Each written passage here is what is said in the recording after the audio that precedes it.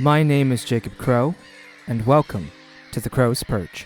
The story I'm about to cover today involves queerphobia, real-life threats of violence, politics, and more. Viewer discretion is advised. So without further ado, let's gather up a murder and dive into this terrible tale. So, I have an absolute horror story in my repertoire.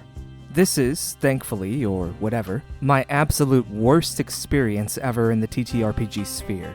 Worse than that guy, when you meet literal murder hobos. I'll reiterate the trigger warnings and risk spoiling the story. Trigger warning, Nazis, alt-righters, whatever, attempted murder, attempted drugging, and just sick people. Okay, that warning out of the way, onwards. This is years ago, thankfully. The system, 3.5. The place, the Bible Belt of the United States. I had been an ST, storyteller, for a few people at a local game store for the World of Darkness, especially Vampire the Masquerade and some of the darker, grimmer parts of it. I had a player join a Sabbat game and seemed to really like it. He wasn't a seller player, but I pushed that aside as he was from D&D exclusively, and new systems can be hard to grok. He starts getting better and better as time goes on, finally getting the rules. It eventually comes out that I had a boyfriend at the time, and new player seems shocked. "But you're so masculine. You don't seem gay at all." I get this a lot. Or used to, back when the societal standard of gay men were dainty flowers at best in media. I shrug, and next game, new player doesn't show up. I figure that he was just homophobic, and just didn't want to come back to my table and cut my losses. 2 weeks later, he comes back. Kind of awkward, but apologizes that he had been gone without warning. But some family stuff had come up. We had never traded messenger information, so this checks out to me. He's so sorry that he put my game into some strain, and even offers to help, by inviting me to his place so we could do a game. His brother would run it. He asked if I liked D&D, and I said it was cool, depending on setting. We agreed to time, directions were given, and all seemed on the up and up. I was a forever ST at the time, and the idea of playing a game seemed cool. It was even going to be on Sunday, a day I had no games. That was how I was suckered into nearly losing my life. Something to know about where I lived. I was in the capital of a southern state, about 20 minutes from downtown. Nearby my house, if I drove 7 miles in pretty much any direction, I'd run into a small town. The kind of small towns where you get confused for being a drug dealer, if you're a man with hair that hangs below your ears. The kind of places that still had segregated radio stations. The kind of places that ran Confederate flags above the American and state flags. This place was one of these open wounds of small towns that had a church and gun store across the street from each other. I was instantly on edge, but having grown up nearby, I just knew it wasn't the kind of place I would like to live. But there was a game on the line. I'd also get to meet this cool family I'd heard so much about. Plus, I was used to Confederate flags everywhere, as not a big warning, but more of just a sad fact. I get to the house, and there are enough cars, both working and non, that I have to park off of the street. I walk up to this cozy 2-floor place, and knock. I am admitted, and they begin waving red flags at me like I was a bull, and they were a matador. First, the brother, let's call him Craig, but with a K, offers me a bowl to put my car keys into, so we can all focus on the game, and not the world around us.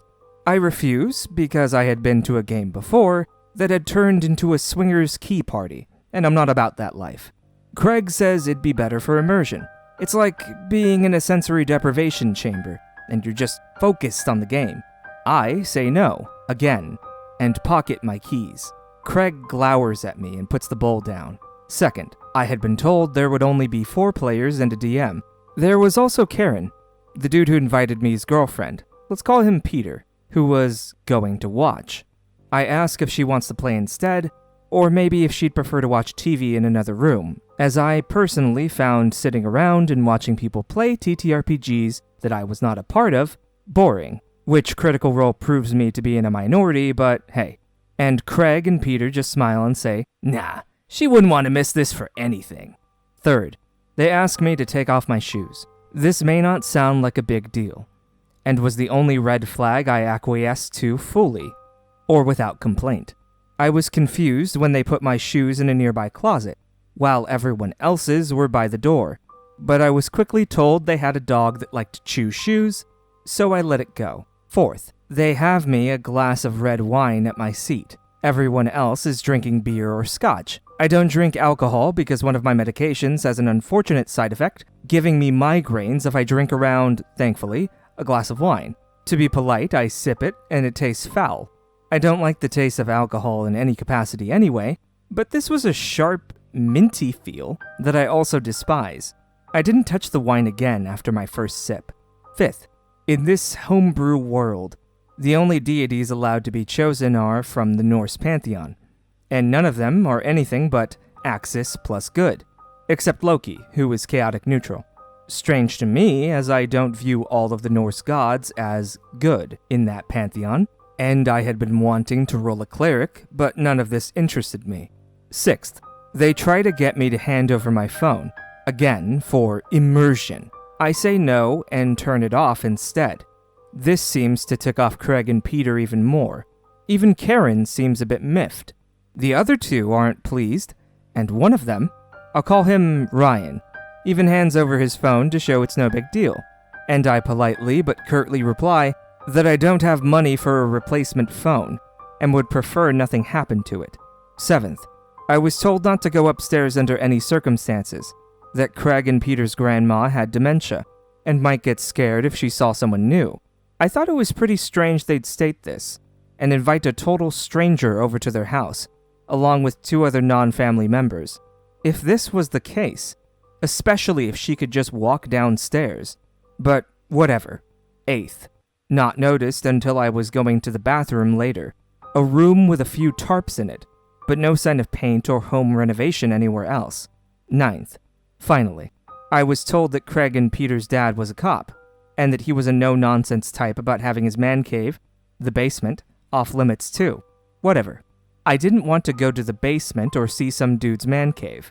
I only asked if he knew my cop friend, and then pointed out that the cop I knew was head of the internal investigations branch of the police, the one who checks on other cops to make sure they're not flockers. I think this is what saved me. So we finally start introducing characters as I'm rolling up mine. Peter, Paladin of Thor, with a huge-ass warhammer. Human. Ryan, sorcerer who believes Odin gave him his magic. Chaotic good. Human. Weak link. Rogue who follows Loki. Chaotic neutral. Human. Me. I had a half-orc cleric rolled, but I'd been told this was a human-only world, and was having to re-roll and end up with a human cleric of Baldur because I wanted to make a pun on Baldur's Gate. No one got it. The game starts. Karen, who's supposed to be watching and learning, is on her phone the entire time. iPhones were still the super rage, and I figured she was just surfing the web or something. Craig continually gets me to try and drink more wine. In-game toasts, mentions of thirst, the heat of the sun. He got ticked when I didn't drink the wine, and Peter almost gave me a death glare when I asked for a bottle of water. Karen said she'd go get it, and is gone a long time to just get a bottle of water. When she returns, the top is already unscrewed, and the seal broken but reapplied. I notice there's some fine grit at the bottom, and figure this is just a filter job in a dirty bottle. Karen grins creepily at me and tells me to drink up. I don't. I didn't want dirt in my body. The game keeps going haphazardly, as if the DM is fumbling after the first 2 scenes. We end up in a fight with some kind of ape creatures, which seems strange to me, as this was supposed to be Norse-inspired. And after a grueling combat, I am realizing this game is not for me.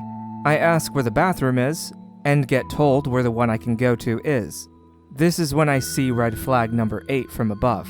As I'm in the bathroom contemplating how I'm going to break out of this without hurting any feelings, there's a weak, light knock. I figured their dog had bumped into the door until it happened again. I opened the door. Weak Link is standing at the door, looking down the hall like he's on lookout. Weak Link, whispering, is it true your cop is your family friend? Me. Yeah. Why? Weak Link, sweating a bit. Would cop miss you if anything happened to you? Me, confused as all hell, while my stomach sank into my gut. Yeah, cop is my godparent. Why? Weak link. Softly, almost inaudibly. You've got to get out of here. Craig, from the dining room. What's taking so long? Weak link to Craig. He's taking a huge shit, man. Just wait. Turns back to me, still whispering, but with some conviction. Peter's trying to get his red laces by killing He chose you. I don't want to go to jail. Now, for those luckily not in the know, red laces are a shoe code that means someone has murdered someone to earn them. Common enough in neo-Nazi circles. I knew what it was, but was a bit incredulous at first, because I didn't want to believe it. I giggle a bit, so nervous and awkward that I want to play this off as a joke. Before Weak Link presses his hand to my mouth and just motions for the room deeper into the house and points. I like to think I'm good in crises, and I was in this time too.